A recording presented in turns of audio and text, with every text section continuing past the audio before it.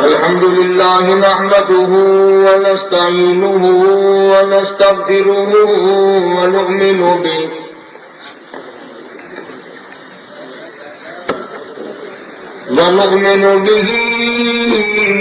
ونتوكل عليه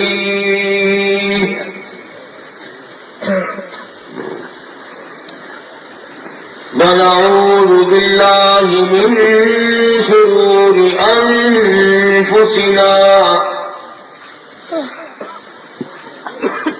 ومن سيئات أعمالنا من يهده الله فلا مضل له ومن يضلله فلا هادي له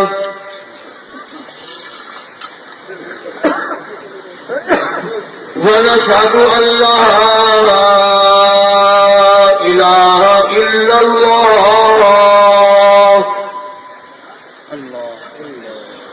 وحده لا شريك له ولا نظير له ولا مثال له ولا مثل له ولا معين له ولا وزير له ولا مشير له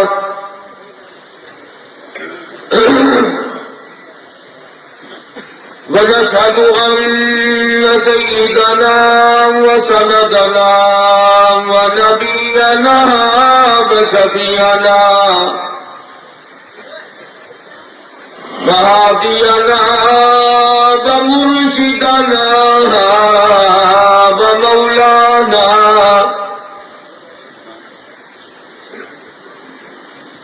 ومولانا محمدا عبده ورسوله أرسله بالحق بشيرا ونذيرا صلى الله تعالى عليه وعلى آله وأصحابه وأزواجه وذرياته وبارك وسلم تسليما كثيرا كثيرا. أما بعد فأعوذ بالله السميع العليم من الشيطان الرجيم.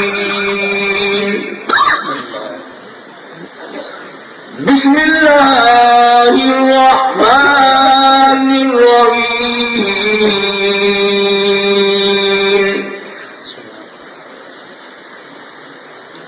قل إن كنتم تحبون الله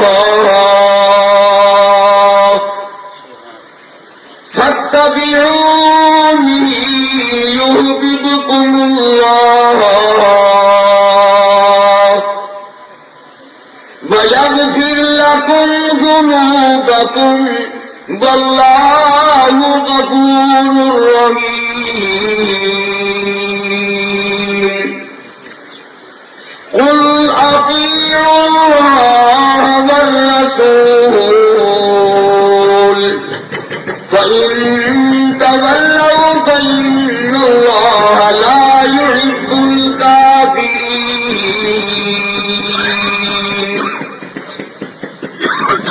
وقال النبي صلى الله عليه وسلم إنما الأعمال بالنيات وإنما لامرئ ما نوى. وقال النبي صلى الله عليه وسلم أنا سيد ولد آدم يوم القيامة. وقال النبي صلى الله تعالى عليه وسلم الفقر فقري. وقال النبي صلى الله تعالى عليه وسلم من أحيا سنتي عند فساد أمتي فله أجر 100 شهيد. صدق الله مولانا العلي العظيم وصدق رسوله النبي الكريم ونحن على ذلك لمن الشاهدين والشاكرين والحمد لله رب العالمين. ذوق شوق محبت کے ساتھ درود پاک. اللهم صل على محمد وعلى آل محمد كما صليت على إبراهيم وعلى آل إبراهيم إنك حميد مجيد.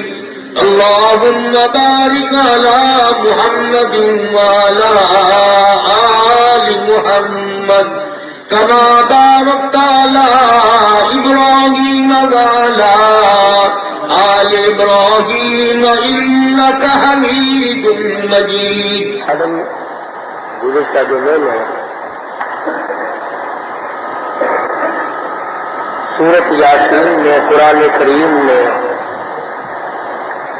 جو 3 پیغمبروں کے واقعے کو ذکر فرمایا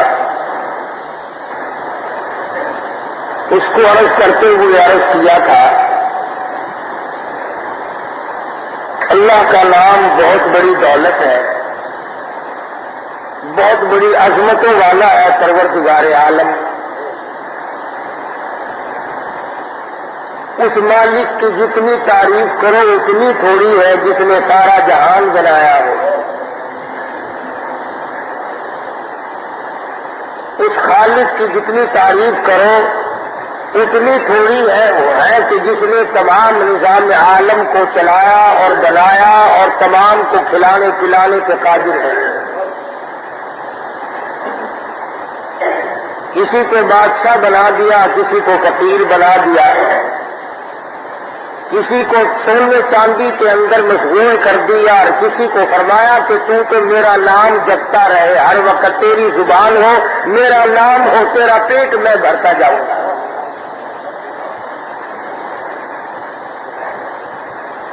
کسی کے ہاتھ میں شراب کی بوتل، کسی کے ہاتھ میں اللہ کا قرآن کریم، ایک کے ہاتھ میں کنجری کا ہاتھ اور ایک کے ہاتھ میں اللہ کا نام گن کر لینے کے لیے تسبیح. ایک اللہ تبارک و تعالی کی عظمتوں سے اور اس مالک کے نام لے لے کر کے اپنے آپ کو اس قدر عاجز بنا لیتا ہے، خاکستر بنا لیتا ہے کہ وہ ہر ذرے پر اللہ پاک کی عظمت کا تصور اپنے آپ بنا لیتا ہے. اور ایک وہ کمینہ ہے جو صبح شام خدا بند عالم کو بکواس کرتا ہے. اس کی شان کبریائی ہے. کسی کو کچھ دیا، کسی کو کسی چیز سے نوازا، کسی کو کسی چیز سے نوازا.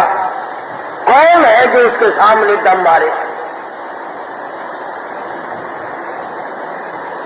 کسی کو ایسی زندگی دی کہ ساری عمر اللہ اللہ میں گزر جائے اور کسی کو ایسی عمر عطا کی کہ ساری عمر میں ایک سجدے کی توفیق نہ ہو. یہ جو مسجد میں نہیں آتے آپ یہ نہ سمجھے کہ یہ نہیں آتے، بلکہ پروردگار عالم ان کو اپنے دروازے پہ آنے ہی نہیں دیتے. ورنہ ان کی کیا مجال ہے کہ مسجد میں نہ آئے. تو میں نے ذکر کیا تھا کہ ایک آدمی اپنی زندگی کو اللہ اور اس کے رسول صلی اللہ علیہ وسلم کے فرمان کے مطابق جب گزارتا ہے، اس کی عمر بھر کی محنت اور جدوجہد یہ ہوتی ہے کہ میری آخرت سنور جائے، میری عاقبت بن جائے، میری قبر بن جائے. اور جس کی آخرت بن گئی اس کا سب کچھ بن گیا.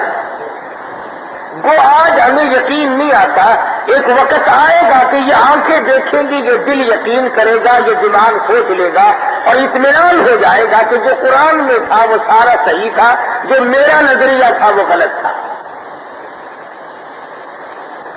اللہ میاں نے پیغمبروں کے ذریعے ہدایت کا ایک بہت بڑا سلسلہ قائم فرمایا۔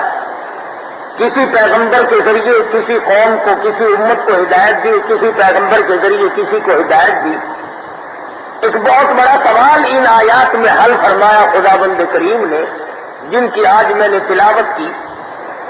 وہ ایک عورت کے ذہن میں بھی آ سکتی ہے، بات ایک مرد کے بھی لکھے پڑے طبقے کے دماغ میں زیادہ آتی ہے، اور وہ یہ سوال ہے کہ آدمی جب مر جاتا ہے ہم اپنے ہاتھوں سے اٹھا کر اسے قبر کے گڑھے میں ڈال کے آتے ہیں، اس کے خد و خال کو، جسم گوشت کو، ہڈیوں کو کیڑے کھا جاتے ہیں، مٹی مٹی میں مل گئی، ہڈیاں ختم ہو گئی، پھر حساب و کتاب کیسا؟ یہ ایک عام سوال ہے، آپ بھی سوال کرنے میں کوئی گناہ نہیں۔ ہر آدمی کے دماغ میں یہ بات آ سکتی ہے، دکاندار کے، ذمہ دار کے، مزدور کے، کہ یار یہ قبر کا گڑھا ہم نے کئی مرتبہ قبریں کھول لی، قبر بناتے وقت، کھودتے وقت پرانی قبر نکلی، ہم نے کبھی آگ جلتی نہیں دیکھی، اس لیے یہ مولوی کیوں کہتے ہیں کہ قبر میں عذاب ہوتا ہے؟ بے شمار مرتبہ ایسا ہوا کہ لوگوں نے مکان بنائے، قبر نکلی تو اندر سے ہڈیاں تو نکلی مگر انگارے تو کبھی نہیں نکلے۔ عذاب کیسے ہوتا ہے؟ یہ جو کہتے ہیں عذاب ہوگا، اس کی صورت کیا ہے؟ یہ ایک موٹا سا سوال ہے۔ قرآن کریم نے کسی چیز کو نہیں چھوڑا۔ قصور میرا تیرا ہے کہ ہم نے اللہ کے قرآن سے کبھی پوچھا ہی نہیں کہ فلاں مسئلہ ہمیں سمجھا دے۔ ہم نے پوچھا ایک ان پڑھ ملا سے، ہم نے پوچھا مردہ نوالے والے سے، ہم نے پوچھا میت پہ کفن ڈالنے والے سے۔ یہ کوئی عیب کی بات تو نہیں، مگر تعلیم کا تو کوئی تعلق نہیں لوگوں سے۔ قرآن کریم سے اگر ہم پوچھتے، خدا کی قسم آج جو پوری دنیا میں ہم ذلیل و خوار ہو رہے ہیں تو ہم اس طرح سے کبھی نہیں ہوتے۔ تو ایک بہت بڑا اہم سوال ہے کہ ایک مردے کو سمندر میں پھینک دیا، مچھلیاں کھا گئی، ریزہ ریزہ ہو گیا، گل گیا، سڑ گیا، اس کو عذاب کیسے ہوگا؟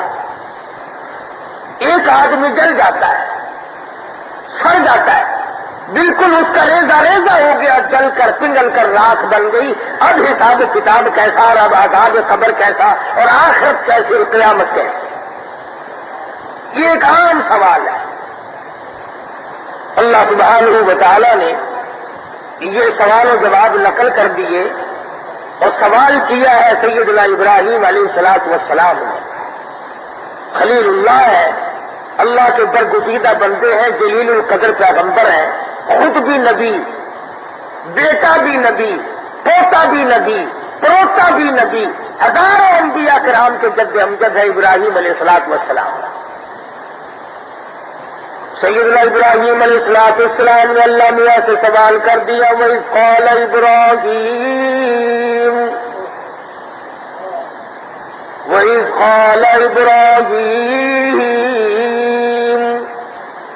فرمایا عرض کر دیا ابراہیم علیہ السلام نے، ربی ارینی، او میرے مولا میرے، اور میرے پروردگار، میرے رب، میرے پالنہار، زمین و آسمان کے مالک، ربی ارینی، مجھے دکھا دے، مجھے بتا دے، مجھے سمجھا دے کیا چیز، کیف تحیی الموتى، تو مردوں کو زندہ کیسے کرتا ہے،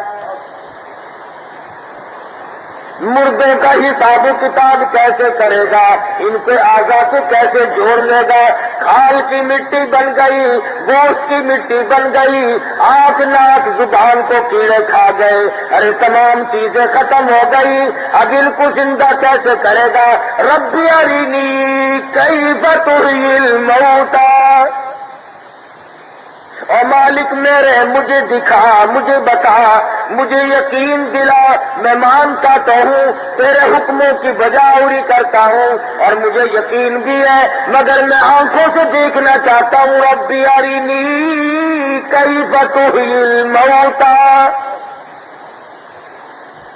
میں دیکھ لوں کس طرح زندہ کرتا ہے، کس طرح سے تو مردوں کے اعضا کو جوڑ لے گا، تیرے سامنے مردہ زندہ کیسا ہو جائے گا؟ حالانکہ مجھے یقین ہے، فرمایا میں وہ ہوں یخرج الحی من المیت ویخرج المیت من الحی۔ اور لوگوں، زندہ سے مردہ کو پیدا کرنا اور مردہ سے زندہ کو پیدا کرنا یہ میرا کام ہے۔ الہی تو کیسے کر دیتا ہے؟ فرمایا تولج اللیل فی النہار وتولج النہار فی اللیل۔ کون ہے دنوں کو گھٹانے والا، کون ہے راتوں کو بڑھانے والا، اور کون ہے کبھی راتوں کو گھٹا کر کے دنوں کو بڑھانے والا؟ میرے سوا کون ہے؟ وَتَرْزُقُ مَن تَشَاءُ بِغَيْرِ حساب۔ اور تمہاری سمجھ میں میری خدائی نہیں آئی، میری ربوبیت نہیں آئی، میری معبودیت تمہاری سمجھ میں نہیں آتی، میرے معبود ہونے کو تم نے آج تک نہیں مانا، صرف زبان سے کہتے ہو خدا بھی ہے، اور ظالموں تمہارے دلوں میں میری خدائی کا یقین کوئی نہیں۔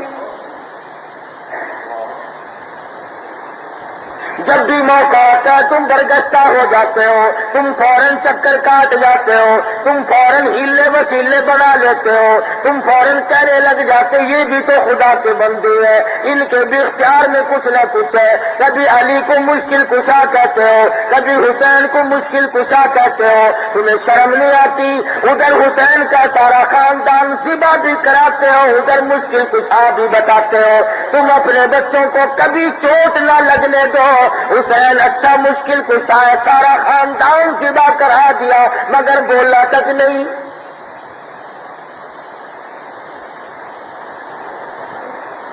اللہ کے قرآن کو ماننے والے لوگ قبروں میں چلے گئے، خدا کی قسم اگر آج صحابہ کرام کا زمانہ ہوتا ہم سے کفر کا فتویٰ لگاتے۔ جب بھی موقع آتا ہے ہم تمام کے تمام چکر کاٹ جاتے ہیں، فوراً بدل جاتے ہیں، بات میں سے بات نکالنے کے عادی ہے۔ حضرت ابراہیم علیہ السلام نے کیا عجیب و غریب انداز کا سوال کر دیا۔ تم بھی اپنی مجلسوں میں کہتے ہو، رات کو بیٹھ کر کے اپنے دل و دماغ پر سوچتے ہو، چارپائی پہ لیٹ کر کے بھی سوچتے ہو زندہ کیسے ہو جائے گا آدمی، اللہ کے سامنے کیسے پیش ہوگا، کس طرح سے سامنے آئے گا۔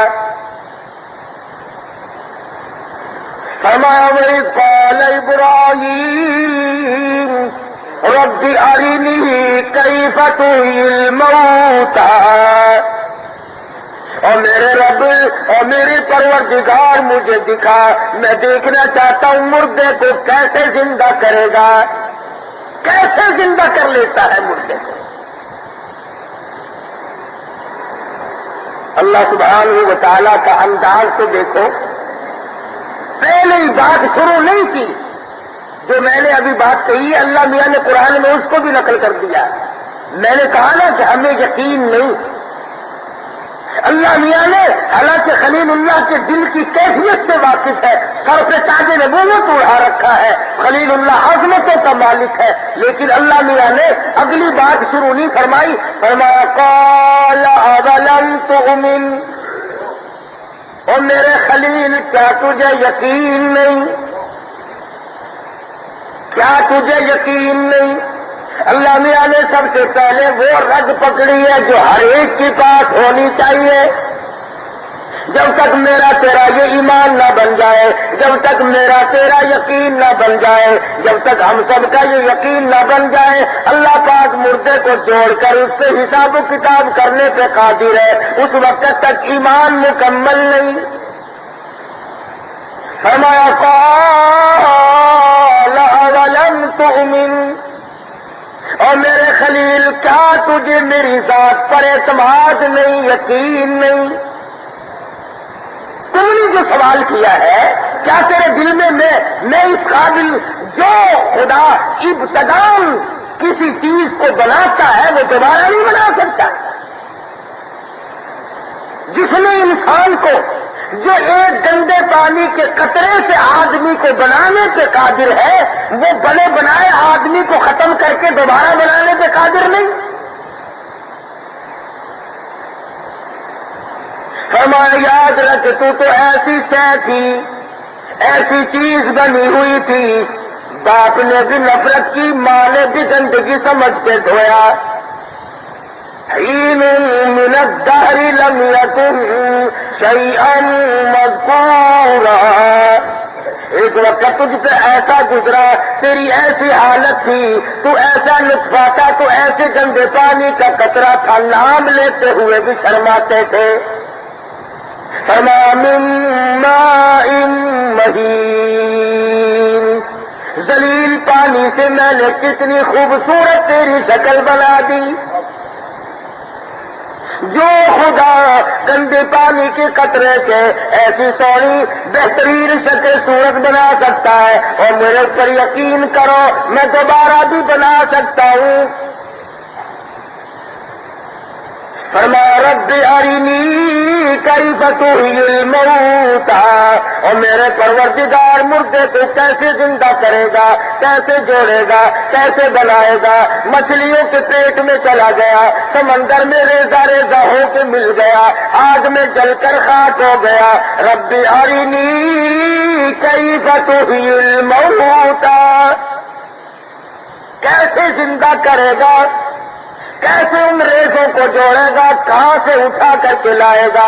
اب آگاہی قال اولم تؤمن، کیا تمہیں میری خدائی پہ یقین نہیں، میری کارسازی پہ یقین نہیں، میری ربوبیت پہ یقین نہیں، میری الوہیت پہ یقین نہیں؟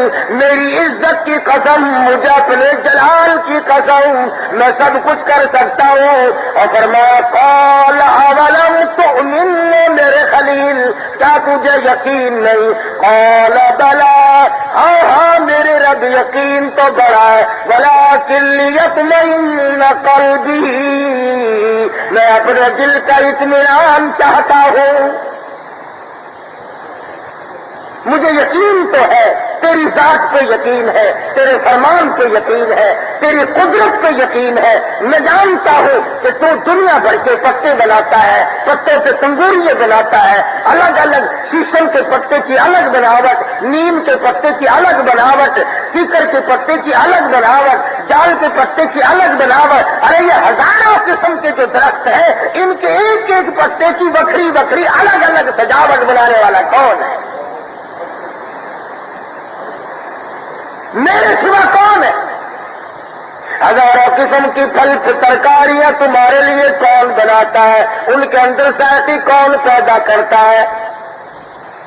کسی کے اندر کھٹے رسی، کسی کے اندر میٹھے رسی، کسی کے اندر گرم مادہ، کسی کے اندر ٹھنڈا مادہ۔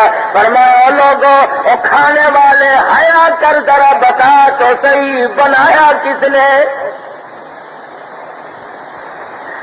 فرمایا میاں جی جس نے منڈی سے خرید کر تیرے سامنے رکھ دیا اس کا تو بڑا احسان مند ہے۔ فلاں آدمی نے لا کر کے مجھے 4 کیلے دیے تھے، فلاں آدمی نے لا کر مجھے 2 مالٹے دیے تھے، فلاں آدمی نے مجھے لا کر 1 کلو آم دیے تھے۔ فرمایا کتنا کمینہ ہے تو، کتنا بے غیرت ہے، منڈی سے اٹھا کر تیرے سامنے رکھ دیے، اس کا تو احسان مند ہے۔ اور جس نے ساری چیز کو بنایا میرا احسان تیرے یاد نہیں، مجھے یاد نہیں کرتا جس نے سرے سے بنایا، جس نے 54 خرچ کر کے روپیہ 2 روپیہ خرچ کر کے لا کے سامنے رکھ دیے، اس کے سامنے تو تیرے آنکھیں جھکتی ہیں شرم کے مارے کہ اس نے مجھے کھلایا۔ فرمایا جس نے کھانے کا پیدا کیا کبھی تیری آنکھیں مجھ سے بھی شرمائی؟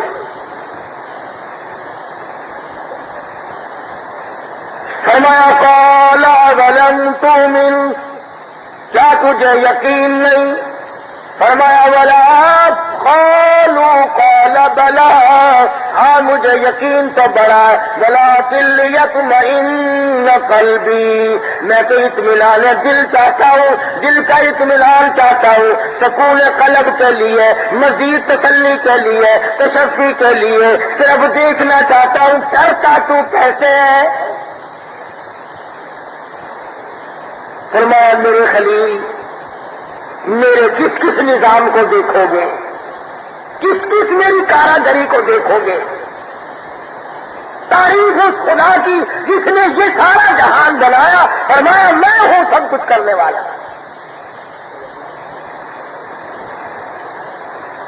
فریاد کی میرے رب، عرض کرنا میرا کام تھا، مانگنا میرا کام تھا، اب داتا تو ہے، داتا تو اور کوئی داتا نہیں، تیرے سوا کون داتا ہو سکتا ہے؟ میں نے تو سوال کر دیا، اب تیری مرضی مجھے دکھا یا نہ دکھا، تو اس پر قادر ہے۔ فرمایا خلیل جو کروڑوں اور اربوں مخلوق کو دوبارہ پیدا کرے گا وہ دکھا تو تجھے سکتا ہے، لیکن میں کہتا ہوں کہ اگر ہر شخص نے یہ مطالبہ کیا تو میں کیسے دکھاؤں گا ہر ایک کو، اور کیسے دیکھے گا ہر ایک؟ فرمایا میرے خلیل چلو ہم تجھے دکھا کر اپنے محبوب حضرت محمد رسول اللہ صلی اللہ علیہ وسلم پر جو میں قرآن کریم نازل کروں گا، یہ میری تیری گفتگو، میرا تیرا سوال، یہ سارے کا سارا معاملہ میں اس قرآن میں نقل کر دوں گا۔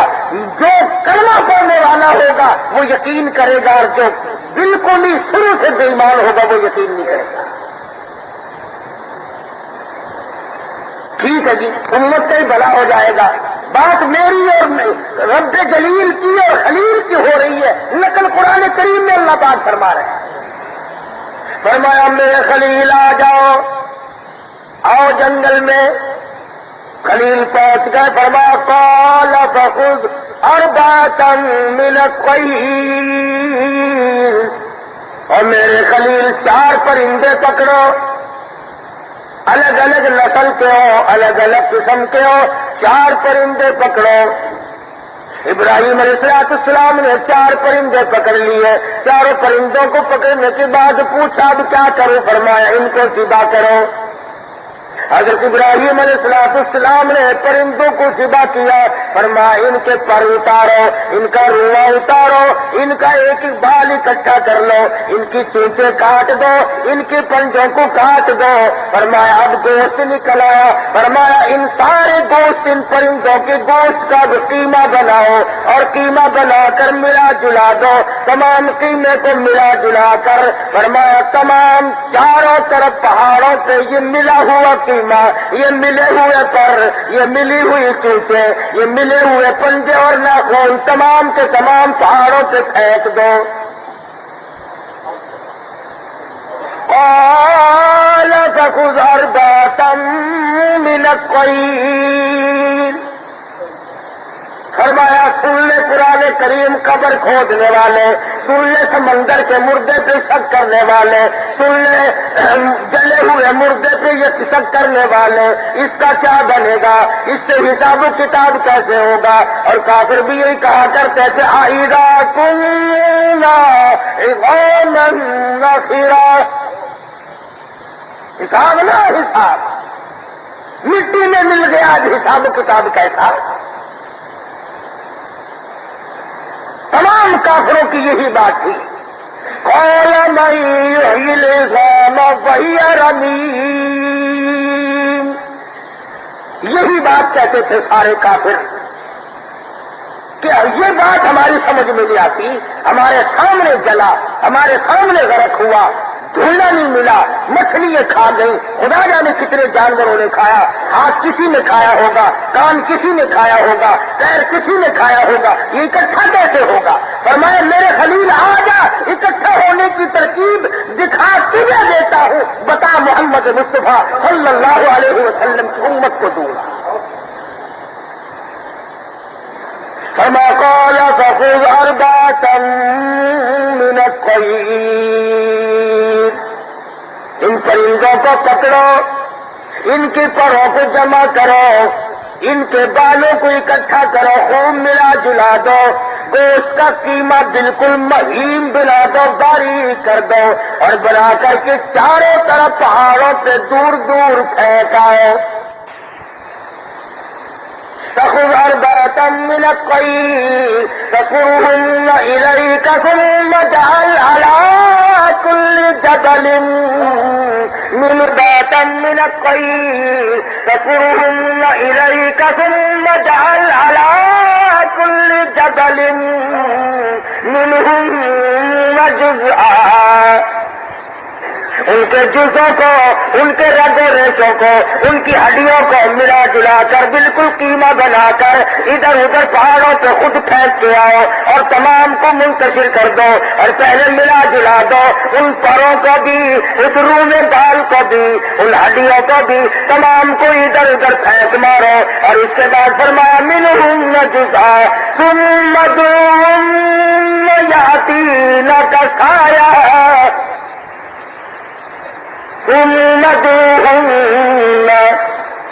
فرمایا پھر بیچ میں کھڑے ہو کر میرا نام لے کر پرندوں کو آواز دے. خلیل اللہ دیکھ رہے ہیں، چاروں طرف نظر ہے، دیکھ رہے ہیں، قیمے میں سے قیمہ چھٹ رہا ہے، خود بخود قیمہ چھٹا، پر چھٹے، روح چھٹا، بال چھٹے، چونچ الگ الگ تھی وہ جڑی، پنجے جڑے. فرمایا ثم ادعوہم، میرے خلیل بیچ میں کھڑے ہو کر میرا نام لے کر تم آواز دو. مجھے اپنی کبریائی کی قسم، تیرے بلانے پر تمام پرندے تیار ہو کر یاتینک سایہ چینچی کرتے ہوئے تیرے سامنے آ کھڑے ہوں گے. ابراہیم علیہ السلام نے خدا کا نام لے کر آواز دی، آنکھوں کے سامنے پر گھٹے، آنکھوں کے سامنے گوشت گھٹا، قیمہ گھٹا، الگ الگ ہوا اور پھر جڑتا ہوا. خلیل اللہ نے دیکھا پھر پہلے گوشت جڑا، ہڈیاں جڑی، بال جمے، پر جمے، اپنی اپنی جگہ جا کر کے سب کچھ جما، چونچ اپنی جگہ لگی، ناخن اپنی جگہ لگی. فرمایا ثم ادعوہم یاتینک سایہ، اور میرے خلیل نام میرا لے اور کام نہ ہو، نام میرا لے اور کام، پوری کائنات انسانی پھر وجود میں آ جائے.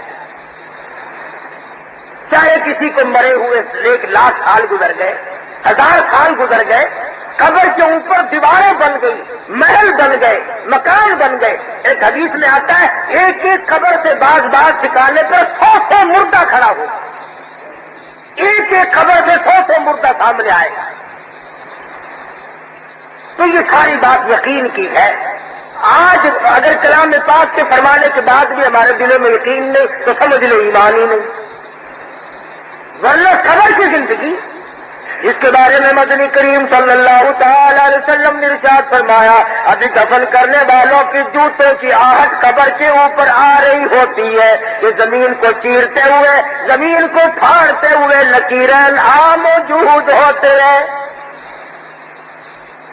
زمین کو چیرتے ہوئے فرشتے آتے ہیں، بڑے بڑے ان کے دانت، بہت لمبے لمبے ان کے بال، ڈرونی شکل سامنے آتے ہیں اور آ کے وہ مردے کو اللہ کے نام پر زندہ کر لیتے ہیں. حدیث پاک میں آتا ہے، فرمایا نبی کریم صلی اللہ علیہ وسلم نے کہ ہر مرنے والے کو نکیرین کی آمد پر ایسا وقت معلوم ہوگا جیسے عصر کی نماز قضا ہونے کو ہو رہی ہے. ایسا سورج نظر آئے گا جیسا کہ نماز قضا ہونے کو ہو رہی ہے. فرشتے آتے ہی سوال کر دیں گے، مر ربو کا، مر ربو کا، مر ربو کا، بتا تیرا رب کون ہے؟ علماء اکرام نے لکھا جو آدمی نیک نمازی ہے، اللہ والا ہے، وہ فوراً کہے گا اللہ والوں تمہیں سوالوں کی پڑی ہے، میری نماز قضا ہو رہی ہے. دعونی اصلی، مجھے چھوڑو میں اپنی نماز پڑھوں. فرشتے کہیں گے نماز پڑھنے کا جہان کیا، اب نماز نہیں پڑھنی. اچھا نماز نہیں پڑھنی میں نماز ضرور پڑھوں گا، میں نے تو کبھی بھی قضا نہیں کی. اب آئے گی مر ربو کا، بتا تیرا رب کون ہے؟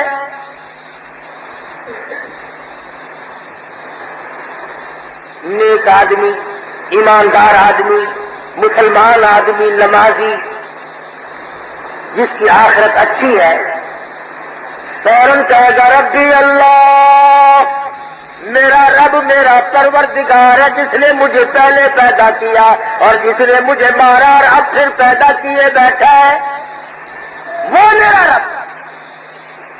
دوسرا سوال ہوگا ما دینوں کا، تیرا دین کیا ہے؟ آج تو دین کی بات کا مذاق ہے، آج تو دین فالتو فنڈ ہے۔ آج تیرے گھر میں، میرے گھر میں، تیرے خاندان میں، میرے خاندان میں، آج برادریوں میں دین لغو اور فضول چیز بن کر کے رہ گئے۔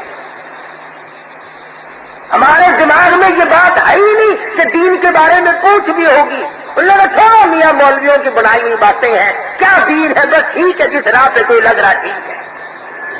کہتا ماں دینوں کا بتا، تیرا دین کیا کہے گا؟ دین الاسلام، میرا دین اسلام ہے، مذہب اسلام ہے۔ پھر آواز آئے گی ما تقول لأی ھذا الرجل، حدیث پاک میں آتا ہے، فرمایا نبی کریم صلی اللہ علیہ وسلم نے میرے رخ، میری شکل اس مردے کو دکھائی جائے گی اور اسلام کو ماننے والے، خدا کو ماننے والے، ما تقول لأی ھذا الرجل، بتائیے کون ہے، بتائیے کون ہے؟ اس میں اقوال ہے۔ بعض علماء نے لکھا ہے اس کی خبر سے لے کر گنبد خضرا تک کی زمین کو چیر دیا جاتا ہے۔ بعض نے لکھا ہے مدنی کریم صلی اللہ علیہ وسلم کی صورت کا عکس ڈال دیا جاتا ہے اور پوچھا جاتا ہے بتائیے کون ہے؟ دیندار پہچان جائے گا، آگے بڑھے گا، میرے آقا میں آپ کے قدموں پہ مرنا چاہتا ہوں، آپ تو میرے پیغمبر ہیں۔ اور یہ جو دوسری سرکار ہوں گی، ہر وقت دنیا کے دھندے میں پھنسے رہنے والے، نمازیں قضا کرنے والے، روزوں کو برباد کرنے والے، بہانے زکات کو رگڑا چڑھانے والے، ایک دوسرے کے حقوق ہمسائے کی بے پرواہی کرنے والے، زانی، شرابی، چور، قاتل، بدماش، تمام کے تمام ہر سوال کے جواب میں یہ کہیں گے ہاں لا ادری، ہاں لا ادری، اور میں کچھ نہیں جانتا، مجھے نہ چھیڑو، میں اپنی مصیبت میں گرفتار ہوں، مجھ پر بڑی تباہی آئی ہے، تمہیں کیا معلوم موت کے صدمہ عظیم نے میری رگوں کو کڑوا کر دیا۔ ہاں لا ادری، نہ چھیڑو، میں کچھ نہیں جانتا، میں تو بالکل انجان ہوں۔ مر ربو کا کہتا ہاں لا ادری، مجھے نہیں پتا رب کون ہے۔ ماں دینوں کا، مجھے نہیں پتا دین کس چیز کا نام ہے، میں تو پیشاب کر کے سنجا بھی نہیں کیا کرتا تھا، مجھے کیا پتا دین کیا چیز ہے۔ ہاں مجھے تو یہ پتا ہے کہ میرے بیٹے کتنے تھے، میرے پاس پیسے کتنے تھے، میری دکانیں کتنی تھی، میرا کاروبار کتنا تھا، مجھے اس کے سوا اور کوئی پتا نہیں، میں تو صرف یہ جانتا ہوں۔ اچھا تجھے اور کچھ پتا نہیں کہ نہیں، میں اور کچھ نہیں جانتا۔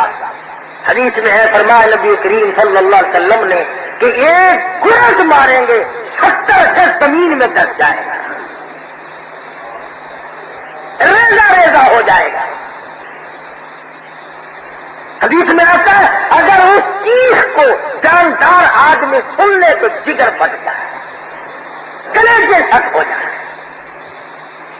اور یہی نہیں کہ ایک گرد لگا تو بات ختم ہو گئی، نہیں، پھر دوبارہ تمام ریزوں کو جوڑ کر پھر بالکل ٹھیک ٹھاک بندہ صحیح بن جائے گا، پھر گرد لگے گا، قیامت تک اسی طرح پٹائی ہوتی رہے گی۔ ایک حدیث میں آتا فرمایا نبی کریم صلی اللہ تعالی علیہ وسلم نے ایسا سانپ مسلط کر دیا جائے گا جو سر سے لے کر پیروں کی طرف ڈستا چلا جائے گا اور پھر سر سے لے کر پیروں کی طرف ڈستا چلا آئے گا، کاٹتا ہی رہے گا، کبھی پیروں کی طرف جائے گا، کبھی سر کی طرف آئے گا۔ فرمایا قیامت تک اس کا چکر یوں ہی رہے گا، اتنا زہریلا سانپ ہوگا۔ حضور فرماتے ہیں اگر زمین پہ ایک پھنکار مار دیتے قیامت تک سبق داس پیدا نہ ہو۔ ساری بات یقین والے کے لیے، ادھر جس نے جواب صحیح دیے نماز کے لیے مہلت مانگی، اب آدائے ففروشو، فرش بچھا دو، نم کا تلورو، سو جا، تجھے کوئی جگانے والا نہیں، سو جا، جنت کی طرف کھڑکی کھول دو، خوشبودار ہوا آتی رہے، آرام سے سوتا رہے۔ حدیث میں ہے ہزاروں لاکھوں برس کے بعد جب قیامت میں اٹھے گا، آنکھیں ملتا ہوا یوں کہے گا کہ یار یوں کہے کہ قیامت آئے گی، ابھی تو میں سویا تھا، نیند بھری بھی نہیں، قیامت پہلے آ کھڑی۔ ہزاروں برس اسے ایسے معلوم ہو گئے گویا ابھی ابھی لیٹا تھا، ابھی ابھی آنکھ لگی تھی اور اتنی دیر میں قیامت بھی آ گئی۔ آپ سوچ رہے ہوں گے کہ ایسا کیسے ہو جائے گا؟ 100 سال کی تندرستی ایک دن کے دکھ کے سامنے کچھ بھی نہیں ہوتی۔ ایک رات کو اگر پسلی میں درد ہو جائے ایسا معلوم ہوتا ہے کہ ساری عمر میں کبھی تندرستی دیکھی ہی نہیں۔ کبھی مریض کے پاس بیٹھ کے دیکھو نا، رات کاٹی نہیں کٹتی، خدا جانے کتنی لمبی رات ہو جاتی ہے، حالانکہ رات وہی ہے۔ دکھیا کے رات بڑی، سکھیا کی رات چھوٹی، ہزاروں سال بھی اس کے لیے کچھ نہیں۔ تو عرض کر رہا تھا خداوند کریم نے یہ ساری چیزیں ہمیں سمجھا دی ہیں، اور اب تو موت کے معاملات بھی تمہارے سامنے ہیں، کس کس طرح سے موت آ رہی ہے۔ 300 کے قریب آدمی کوئی عمرے کے ارادے سے اللہ کے دربار میں حاضری کے لیے گیا، کوئی مدنی کریم صلی اللہ علیہ وسلم کی گنبد خضرا سے حاضری کے لیے گیا، کوئی مزدوری اور کمائی کے لیے، کوئی سفر کے لیے، کوئی تجارت کے لیے، کوئی کسی لیے سفر میں سوار ہوا۔ 1 سیکنڈ پہلے اطلاع نہ ہو سکی، کراچی سے جہاز اڑتا ہے، بخیریت ریاض پہنچتا ہے، سینکڑوں آدمی یہاں سے گئے ہوئے اترتے ہیں، وہاں سے اور نئے چڑھتے ہیں، جن کی زندگی ہے وہ اتر رہے ہیں، جن کی 5 منٹ کے بعد موت آئی ہوئی ہے وہ چڑھ رہے ہیں۔ خدا کا نظام تو دیکھو، جن کی عمر باقی ہے وہ جہاز میں سے ریاض کے ہوائی اڈے پہ اتر رہے ہیں، اور جن کی آئی ہوئی ہے فرمایا تمہارا بھی وقت باقی ہے، تم جاؤ، اور تمہارا آ چکا ہے، تم آ جاؤ۔ دل میں خدا جانے کیا کیا ارمان ہوں گی، کیا کیا تسلیاں ہوں گی، کتنے جب اپنے دلوں میں ارمان بسا رکھے ہوں گے، کیا کیا دلوں کے اندر اپنے اسباب لیے بیٹھے ہوں گے۔ 3 4 5 منٹ نہیں لگے، جہاز میں آگ لگتی ہے، وہ ٹاور کو اطلاع کرتا ہے کہ میرے کیبن میں آگ لگی ہے، رن میں صاف کر دو، میں جلدی اترنا چاہتا ہوں، اور اتر بھی گیا اور کہتا جلدی سواریوں کو اتارو۔ اللہ میاں نے فرمایا اترے گا کون جب میں نے سب کو گھیرا دے لیا۔ فائر بریگیڈ کھڑا ہے، انتظامات سارے چاروں طرف موجود ہیں، اگر جس کا وقت آ گیا وہ جا رہا ہے۔ 300 کے قریب آدمی چل کر کھا گیا۔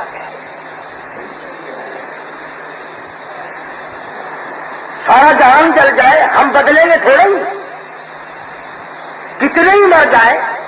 ہندوستان میں مسلمان کٹ رہے ہیں، ہم نماز کے نیڑے نہیں جاتے، جوئے باز جوا نہیں چھوڑتا، شرابی شراب نہیں چھوڑتا، حرامی بدماش زانی زنا سے باز نہیں آتا۔ کتنے مسلمان مر جائے، افغانستان میں کیا قتل و غارت ہے، ہندوستان میں قتل و غارت ہے، 300 آدمی ایک جہاز میں چل رہا ہے، مگر مجال ہے جو مسجد میں ایک نمازی بڑھتا۔ جن بے ایمانوں کے دلوں پہ مور لگی ہوئی ہے وہ انہوں نے آنا ہی نہیں، اس طرف لگنا ہی نہیں۔ جتنا نوجوان طبقہ ہے ہوٹلوں پہ بیٹھ کے گپے ماریں گے، سگریٹ پیئیں گے، چائے پیئیں گے، بکواس کریں گے، مسجد میں نہیں آنا۔ تو دیکھ لو آخر یوں آئے گی، اور پہلے بھی آئی لوگوں کی اور اب بھی آئے، تمہاری بھی یوں آئے گی۔ لا معلوم سڑک پہ آئے گی، جہاز میں آئے گی، گھر پہ آئے گی، اسپتال میں موت ہے، خدا جانے کا آئے گی، اور پھر مرنے کے بعد زندہ بھی ہونا، جیسے میں نے بھی بتلا۔ تو جب یہ یقین دل میں راسخ ہو گیا اور دل میں بات بیٹھ گئی اور روزانہ مشاہدہ ہو رہا ہے، اب تو بھئی تیاری کرنی چاہیے۔ اب تو تیاری کا وقت ہے اور اب تو خدا بند عالم کی حضوری میں حاضر ہونے کا وقت ہے. اس لیے اللہ پاک سے دعا بھی کرو اور کوشش بھی کرو کہ خدا بند کریم مجھے اور آپ سب کو ایسی توفیق دے کہ مرنے سے پہلے ایمان کی دولت عطا ہو جائے. ورنہ اگر ایسا نہ ہوا خدا کی قسم مارے جاؤ گے. کفن ملے یا نہ ملے، غسل کا پانی تھوڑا ہو یا زیادہ ہو، قبر چھوٹی ہو یا بڑی ہو، کچھ بھی ہو جائے، اللہ سبحانہ و تعالیٰ کا اگر کرم نہ ہو، آدمی پر خدا بند عالم کی کریمی نہ ہو اور آدمی اس کے دروازے کا محتاج بن کر اگر نہ مرے تو بات نہیں بنی نہیں سکتی، بگڑتی ہے. متاثر بھی ہوئے ہیں بے شمار لوگوں کو، دنیا ہی میں دیکھا بے شمار لوگوں. مولانا تھانوی رحمۃ اللہ علیہ نے لکھا ہے کہ ایک آدمی بہت اللہ والا تھا، بزرگ تھا، وہ فوت ہوا تو خواب میں کسی نے دیکھا. پوچھا بتاؤ کیسی گزری؟ کہنے لگا کیا بتاؤں، یہاں کا کام بالکل نرالا ہے. میں نے ایک دوسرے سے حق کو پورا کرنے کی سر توڑ کوشش کی. میرے گھر میں پڑوسیوں کی مانگی ہوئی سوئی باقی رہ گئی. رب اکبر کی قسم وہ سوئی مجھے تنگ کر رہی ہے. ایک سوئی مجھے ستا رہی ہے دوسرے کی. ہمیں لاکھوں کروڑوں کی پرواہ نہیں ہوتی. مل جائے ملے صحیح، بس نہ ملے تو آپ ہارے والی ہے. سرکاری پیسہ ملے، قوم کا پیسہ ملے، رشتے داروں کا پیسہ ہاتھ میں آ جائے، بجائے ہم واپس کرنے کے لیے تیار ہوں. جہاں تک ممکن ہو سکے گا اسے رگڑا چڑھائیں. ایسے خوراک کھانے سے کیا فائدہ، ایسے کپڑے پہننے سے کیا فائدہ. ساری دنیا کو آج گلا ہے اللہ پاک سے کہ دعائیں قبول نہیں ہوتی. دودھ میں پانی ملا ملا کر کے تو کپڑے جوڑے خریدتے ہو، اب دعا قبول ہونی چاہیے. ہر چیز میں ملاوٹ کر کر کے تو ہم اپنے آپ کو پال رہے ہیں. جب حرام روزی سے بدن چلے گا، جب حرام روزی سے کپڑا بنے گا، جب حرام روزی سے آدمی کی نشو و نما ہوگی اور حرام روزی سے آدمی کا کاروبار چلے گا تو پھر کام کیسے آئے گا. صحابہ کرام رضوان اللہ تعالی علیہ مجمعین اپنی زندگیوں میں اس قدر کھود کریز کیا کرتے تھے کہ غلط قسم کا لقمہ اندر نہ چلا جائے. چنانچہ ابو بکر صدیق اب قید رضی اللہ تعالی عنہ 3 دن کا واقعہ ہے صدیق اکبر کا، اور غلام نے لا کر کے تھوڑا سا کھانا دیا. 3 دن کے فاصلے کے بعد 2-3 لقمے کھا لیے. اب غلام سے پوچھا کہ کہاں سے لایا تھا. غلام سے پوچھا کہاں سے لایا تھا. اس نے کہا یہودیوں کے یہاں شادی تھی، میری ان سے تعلق داری تھی، میں گزر رہا تھا، انہوں نے مجھے کھانا دیا تھا. فرمایا واہ واہ واہ واہ. ابو بکر صدیق رضی اللہ تعالیٰ عنہ نے اس کھانے کو نکالنے کے لیے حلق میں انگل ماری. بلا 3 دن سے پیٹ خالی ہو، 2-4 لقمے اندر گئے ہو، واپس کیسے آئیں؟ کسی نے ترکیب بتائی کہ پانی پی کر حلق میں انگلی مارو. پانی پی پی کر انگلی ماری، جب تک وہ لقمے باہر نہ آ گئے صدیق نے چین نہ لیا. ہمارا بھی اگر یہ مزاج بن جائے تو ہم سب کچھ اس دنیا میں کما سکتے ہیں. کیا ضرورت ہے کافر کی کہ ہم پہ غالب ہو جائے؟ ہم پہ غالب اس لیے ہو رہے ہیں کہ اصل ہتھیار جو ہمارا ایمان تھا وہ کمزور پڑ گیا، بلکہ وہ رہا ہی نہیں، اس لیے پوری دنیا دشمن بن گئی. اللہ پاک مجھے اور آپ سب کو سچا مسلمان، سب کا دیندار بنائے. آخر دعوانا الحمدللہ رب العالمین. انشاءاللہ